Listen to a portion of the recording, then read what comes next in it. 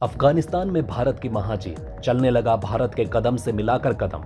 पाकिस्तान को दे दी धमकी, तालिबान ने बदला रंग और आ गया भारत के पाले में। भारत और अफगानिस्तान मिलकर सिखाएंगे पाकिस्तान को सबक। पाकिस्तान की राजनीति में नया रंग, कैसे बचाएंगे खुद को अब वहां के राजनेता। ईरान और अमेरिका में डील, पैसे के बदले 5 कैदियों को छोड़ डाला। दोस्तों, तालिबान के 2 प्रमुख लीडर हैं, उनकी तरफ से ये बयान दिया गया है जिसमें हमें देखने को मिला है कि उन्होंने पाकिस्तान को लेकर एक ऐसी बात कह दी जिसको सुनने के बाद पाकिस्तान का सारा सपना चकनाचूर हो गया। यहाँ पाकिस्तान का सपना था कि वो कराची से बैठकर अफगानिस्तान के ऊपर राज करे, लेकिन उसका सपना एक ही पल में चकनाचूर हो गया। दोस्तों, तालिबान के 2 प्रमुख लीडर हैं, उनकी तरफ से यह बयान दिया गया जिसमें उन्होंने कहा कि पाकिस्तान जो है वो टेररिज्म का मेन हब है और दुनिया भर में टेररिज्म फैला रहा है। इसके अलावा यहां तक बात कही गई कि अफगानिस्तान के अंदर जो टेररिज्म अटैक हुआ है उसको भी पाकिस्तान ने ही अंजाम दिया। इसी के चलते हुए यहां पर अफगानिस्तान की तरफ से पाकिस्तान को चेतावनी तक दे दी गई कि अगर जल्दी इस पर लगाम नहीं लगाई गई तो हम खुद पाकिस्तान के ऊपर कार्यवाही करने वाले हैं। दोस्तों, आपकी जानकारी के लिए बता दें कि पाकिस्तान ने कभी ये सपना देख रखा था कि अफगानिस्तान के ऊपर अगर तालिबान की सत्ता आ जाएगी तो सबसे ज्यादा फायदा पाकिस्तान को ही मिलेगा।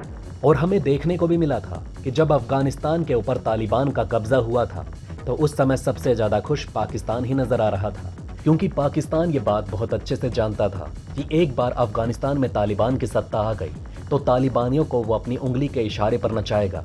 लेकिन उसका सपना तो छोड़िए, आज वही तालिबान पाकिस्तान को धमकाता हुआ दिखाई दे रहा है, पाकिस्तान को उसकी असली औकात दिखाते हुए दिखाई दे रहा है। इस समय हमें देखने को मिल रहा है कि तालिबान की तरफ से अपना सबसे आक्रामक रूप दिखाया जा रहा है और इसके पीछे भी सवाल निकल कर आ रहे हैं कि आखिर तालिबान इस तरीके का रूप पाकिस्तान को लेकर क्यों दिखा रहा है। तो चलिए इसको भी जानने की कोशिश कर लेते हैं। इसके पीछे वैसे तो 2 कारण बताए जा रहे हैं। दोस्तों, एक तो पाकिस्तान के अंदर चुनावी रैली के दौरान एक ब्लास्ट हुआ था जिसमें 40 लोगों की जान चली गई थी और इसका इल्जाम पाकिस्तान की तरफ से अफगानिस्तान के ऊपर लगा दिया गया था। इस खबर के आने के बाद तालिबान के वो लीडर जो कभी पाकिस्तान का सपोर्ट किया करते थे वो भी पाकिस्तान के विरोध में आ गए, क्योंकि इस समय तालिबान को कोई देश मान्यता देने के लिए तैयार नहीं। ऐसी स्थिति में वो अपनी छवि को सुधारने की कोशिश कर रहा है, लेकिन जिस तरीके का आरोप पाकिस्तान की तरफ से लगाया गया उसके बाद इसका असर कैसा पड़ेगा आप और हम बहुत अच्छे से जानते हैं। और दूसरी खबर जो निकल कर आ रही है उसमें यह बताया जा रहा है कि अमेरिका पाकिस्तान के साथ एक ऐसा एग्रीमेंट साइन कर सकता है और जिसके अनुसार अमेरिका पाकिस्तान की जमीन का इस्तेमाल करके अफगानिस्तान के अंदर स्ट्राइक करेगा। इसी के चलते हुए तालिबान की तरफ से पाकिस्तान को साफ साफ चेतावनी दे दी गई और कह दिया गया है कि अगर पाकिस्तान की तरफ से ऐसा करने की कोशिश की गई तो फिर बॉर्डर पर तालिबान पाकिस्तान को इतना दर्द देगा कि झेलने के काबिल भी पाकिस्तान नहीं बचेगा। इसके अलावा भारत और अफगानिस्तान के रिश्ते की बात करें तो यहाँ पर दोनों के रिश्ते काफी ज्यादा मजबूत हुए। भारत के कई अधिकारी अफगानिस्तान का दौरा करके भी आए। इसको लेकर हमें यहाँ तक देखने को मिला था कि जब अफगानिस्तान में तालिबान की सत्ता आई थी तो उस समय लोग बोल रहे थे कि इसका इस्तेमाल पाकिस्तान करने वाला है। तालिबान के लड़ाकों का इस्तेमाल पाकिस्तान भारत के विरोध के लिए कर सकता था, लेकिन पाकिस्तान ने उल्टा ही अपने पैरों पर कुल्हाड़ी मार ली और उधर भारत ने अपने रिश्ते अफगानिस्तान के साथ अच्छे कर लिए। इसके अलावा अफगानिस्तान और पाकिस्तान का एक दूसरे से मतभेद चल रहा है डूरंड लाइन को लेकर। इसको लेकर अफगानिस्तान की तरफ से कहा जा रहा है कि ये जो डूरंड लाइन खींची गई है ये असल में हमारे द्वारा खींची गई लाइन नहीं है, बल्कि इसे अंग्रेजों ने खींचा था और इसी के माध्यम से पाकिस्तान ने हमारी काफी जमीन हड़पी है। आने वाले समय में अफगानिस्तान और पाकिस्तान की स्थिति और भी ज्यादा खराब होने वाली है और इसके आसार हमें दिखने शुरू भी हो गए। वैसे दोस्तों, आपको क्या लगता है, क्या आने वाला समय पाकिस्तान के लिए काफी खराब होने वाला है? दोस्तों, इस समय पाकिस्तान की पॉलिटिक्स में एक अलग ही बवाल देखने को मिल रहा है। पाकिस्तान के संसद भंग होने के ठीक एक दिन बाद गुरुवार को प्रधानमंत्री शहबाज शरीफ ने कहा कि पाकिस्तान मुस्लिम लीग नवाज सुप्रीमो नवाज शरीफ अगले महीने पाकिस्तान वापस आएंगे। इमरान खान की सरकार में भ्रष्टाचार के दोषी करार दिए गए नवाज शरीफ 2019 में लंदन भाग गए थे। अब शहबाज शरीफ का कहना है कि वो पाकिस्तान आकर कानून का सामना करेंगे। पाकिस्तान के न्यूज नेटवर्क में दिए गए इंटरव्यू में पाकिस्तानी पीएम ने कहा कि कार्यवाहक सरकार के कार्यभार संभालते ही वो अपने भाई नवाज शरीफ से मिलने के लिए लंदन जाएंगे। उन्होंने कहा, नवाज शरीफ अगले महीने पाकिस्तान आएंगे और वो कानून का सामना करेंगे। वो हमारे चुनावी मुहिम का नेतृत्व भी करेंगे।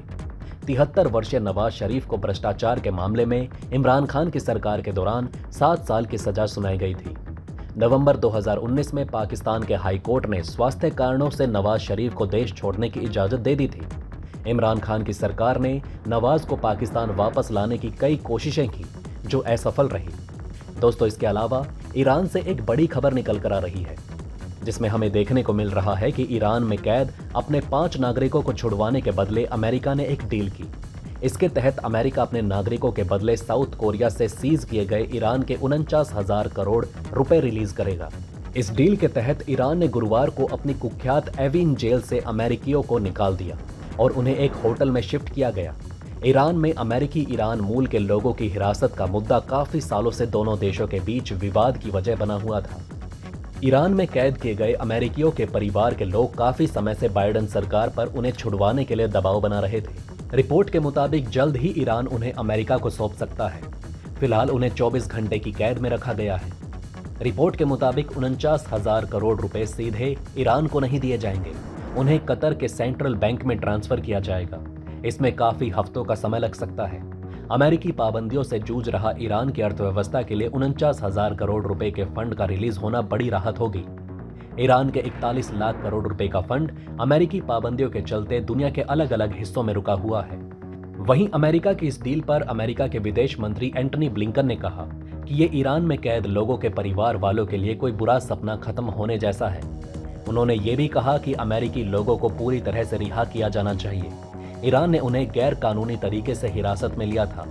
इस डील के तहत अमेरिका भी उनकी जेल में बंद कुछ ईरानी कैदियों को छोड़ सकता है।